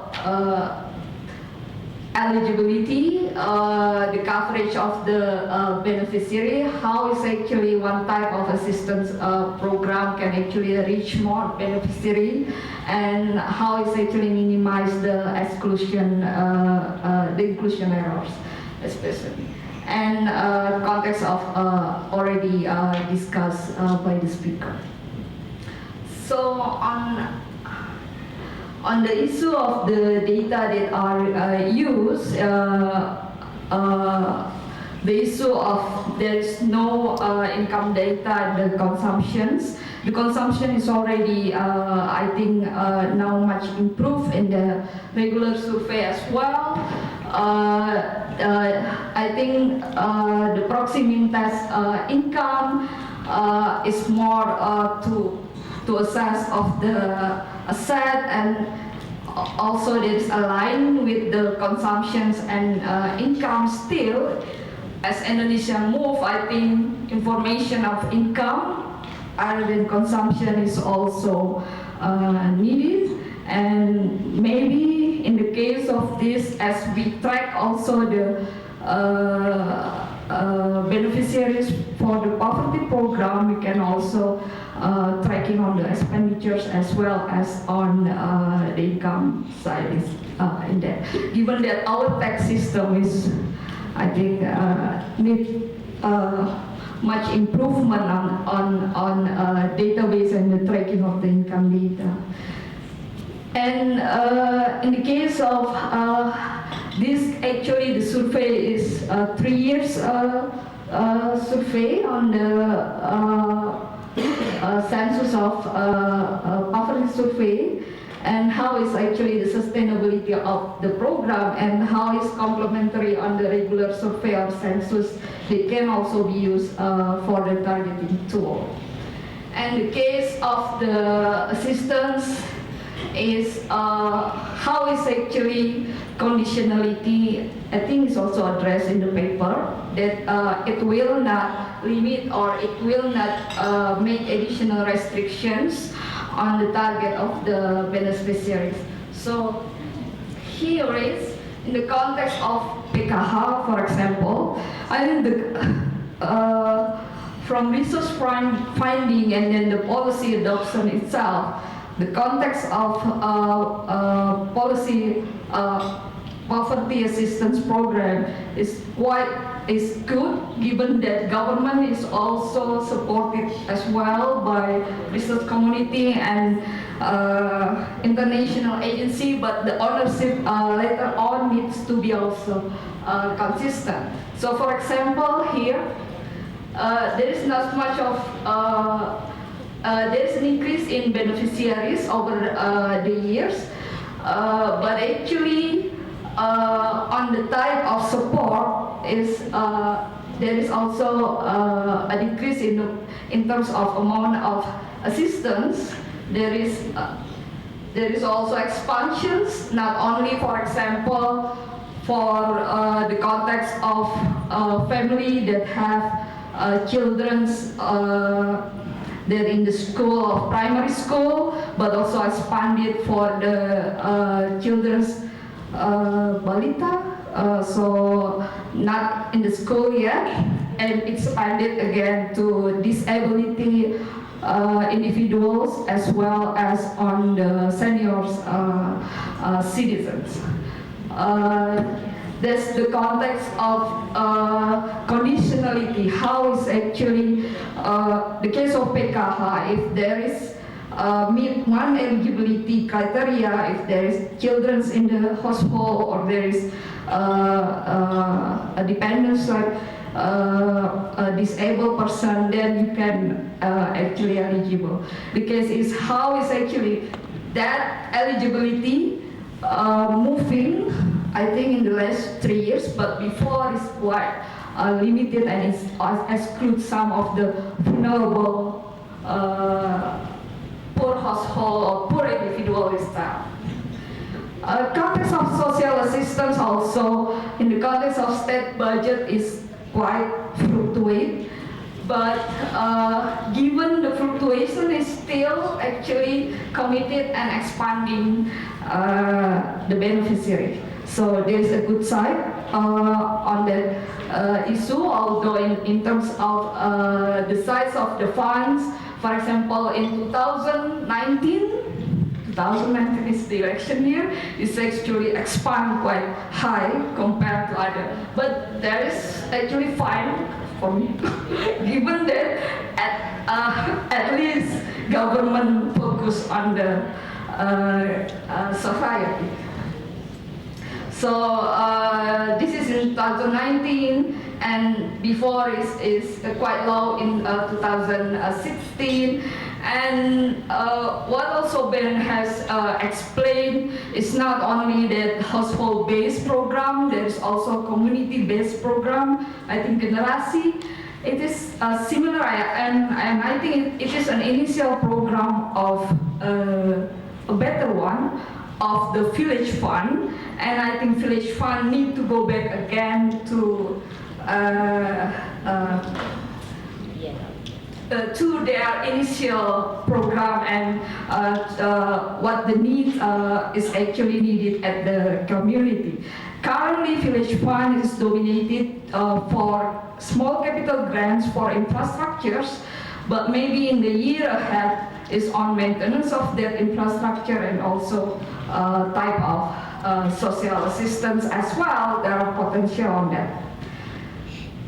And the case of, so this is the case of conditionality. There are issues, but there are also improvement on that.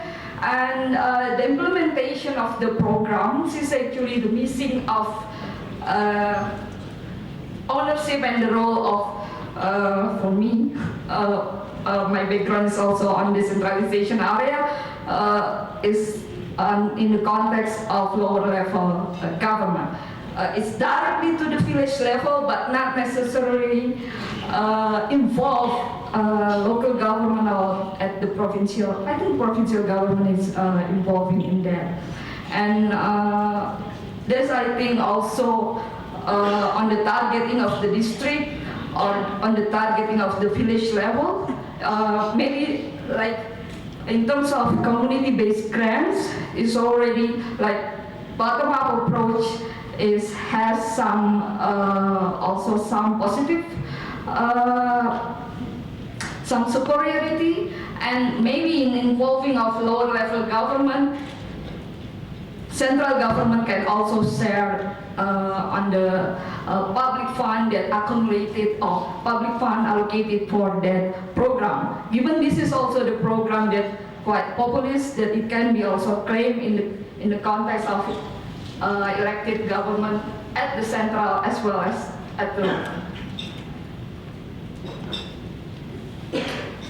So, and in terms of the impact, it's actually is the program is creating entitlement and how long it actually would pass out.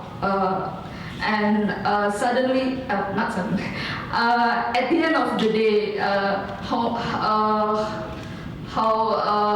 the coverage of the beneficiary, how large or from the beneficiary that actually moving out of poverty itself is also a question. So the conclusion here is what have been done in Indonesia. The research already gave direction on the scheme of the assistance of what works and not working, and improvement of the scheme of the programs, and this also can help government to better tailor the scheme itself. The challenge is on the consistency from research findings to policy adoption.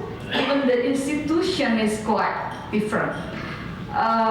So to an extent, the incentive design is still there, or there are changes that make it not work, that may not be working if there are a change in incentive design. And here also, given the variability of Indonesia, is actually how to ensure the scale-up program may still also work. Potential also involving multi-level government context, maybe the case of intergovernmental transfer here, and data improvement from regular survey and our administrative data on annual basis. I think that's my comment. Thank you.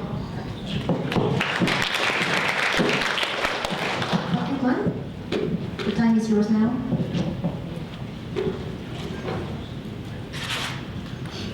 Okay. First of all, I want to congratulate Ben on the excellent paper and the fascinating presentation.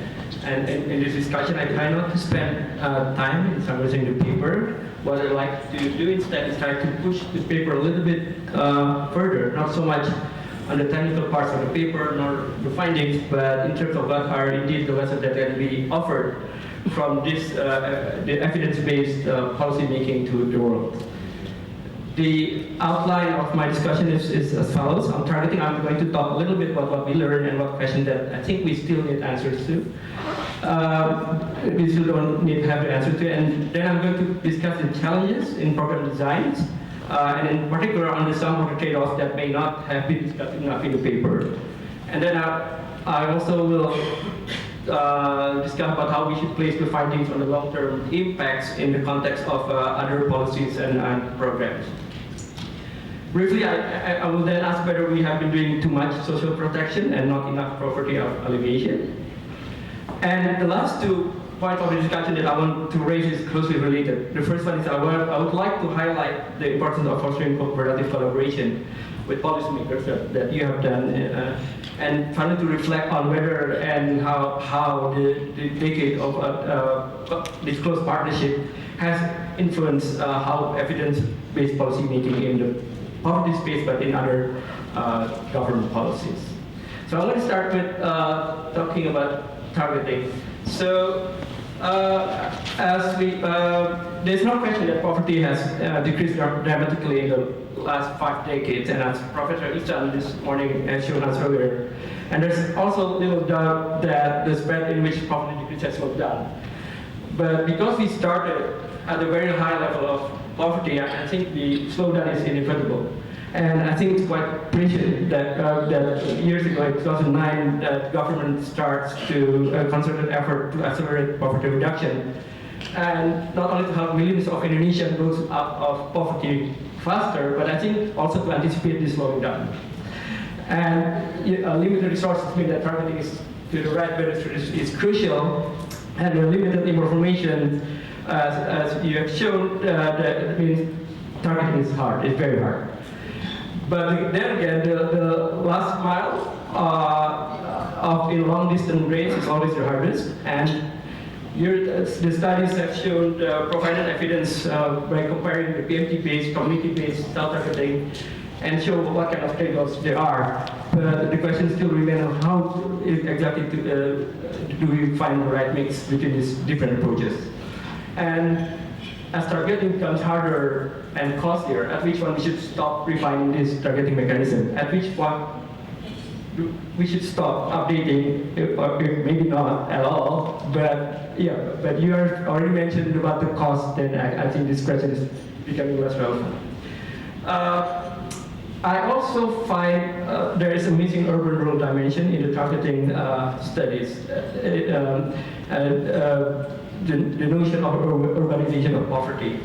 With rural and agricultural growth being repressed and large number of migrants that come to cities to find jobs, they find themselves trapped in poor conditions. High cost of living, low quality jobs, poor living conditions, and they are often cut off from these basic services.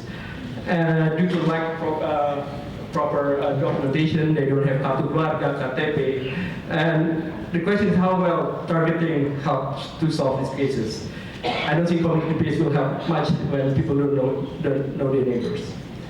And finally, when we consider a broader set of development indicators, stunting, learning outcomes, the bigger question probably is that has targeting been more successful in Indonesia, in countries with focus and targeting compared to similar countries where there is not so much effort put on targeting.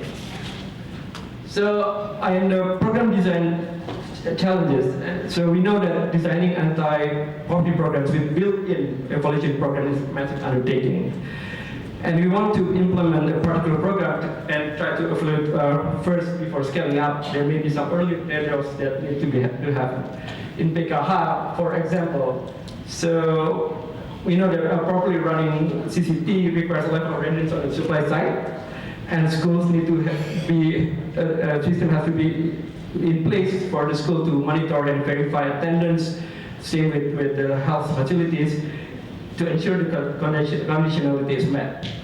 Facilitators, thousands of them, have to be recruited and trained. So the decision to go through with CCT with PKH necessarily meant that programs could only be introduced in places where the supply side were more or less ready. And maybe when there were places that are deemed to be close to ready, more resources are put to make sure they are. So the question then, what the opportunities were in terms of resources not being put in places where the supply sites were too far from ready. In other words, places where lack of services was at most severe, the lack of services at most severe. So how do we calculate and justify these trade-offs? And we can think of another example of NPT that necessarily have to be put in place where there are some access to modern banking, or to have branches banking, to have store that can use the cards. Again, resources being put into places that are relatively more developed. On the longer term impact, I think it's really wonderful to see the rigorous research design implemented very carefully that provide us with a clean causal inference and really help a better understanding of medium and long-term impact of these programs. And it's really, I think it's beautiful. And there's a lot of opportunity to study whether this long-term impact comes from behavioral change of the parts of the population, what the general economic effects are in those in places where the programs were conducted, and what kinds of institutional changes that were triggered by this program. And I think there's so much to learn from this still. And however, specific problems, like just again stunting or learning outcome, may still need a more focused policy intervention. And on that, I wonder about how well we understand the interactions between different policies and programs over the longer period of time. So shifting the gear a little bit, so I would like us to think about whether we have been allocating too much resources on to protecting people, maybe too many people, from negative shocks. And in doing that, we have been helping too few people to permanently escape poverty. So for some part of population, you can do both, and a good anti-poverty program, I think, can do both. But for some, it may be an either or question. So for example, in particular, has graduation approach ever been considered for Indonesia? Should we switch to poor resources, massive resources to boost the livelihoods, income, and health among the extremely poor. Yeah, so this is a question, and so this takes us to the question of how we do select programs which to try out of all potential anti-poverty programs in the first place. Should we conduct RCT to find out which programs available using RCT? Probably not. But I think it would be helpful for other countries who want to emulate Indonesia to learn about this process. The first collaboration, and so in this paper and in the lecture, Professor Olken emphasized the crucial collaboration between the researchers and the government in all of these studies. I think this is something that cannot be overstated, and we try to think about how other countries would want to do this. So where do one start to build this relationship? So the papers really did not tell us all the hard work that were put into place in order to do this, and what options are available when you don't have this kind of partnership, or when you cannot maintain continuity. For example, if your counterparts in the government, your champions move or get promoted to other parts of government, so what do we do? Similarly, so over the years, the study has also enjoyed very productive collaboration with strong research partners from world-class Indonesian academics that work together in the studies, from survey firms that deliver high-quality data, from NGOs that conduct community meetings, do facilitation. There must have been an enormous knowledge transfers in both directions as well as capacity building. And again, I do think other countries who want to emulate, want to learn from Indonesia would want to know whether this is something unique to Indonesia, or is it probably not, but it is probably something that doesn't exist in some countries. So how likely can the same level of collaboration be replicated in other countries? I think this is one question that many countries and also many researchers would want to know. So my last slide. So I think I'm very good in time, right? So the final point I want to bring in this discussion is actually more of a question. So in the development world, some people love to talk about transformational change of series of interventions that support deep systemic and sustainable change.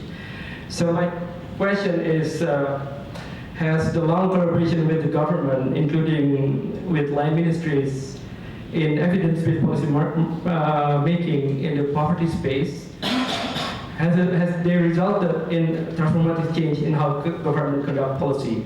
So in particular, you think, will there be rigorous impact evaluations on anti-poverty programs without the need to be academics involved in it? And it's built in the policy making. And by rigorous impact evaluation, I don't necessarily mean RCT only.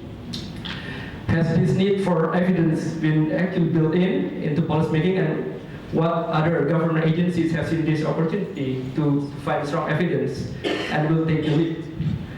What maybe sub-national government to do this, and also maybe state-owned enterprises, and how do we justify this? If they decide to do it, will they have the capacity to do it? So that's all for me, and I look forward to really reading this paper in the BIES.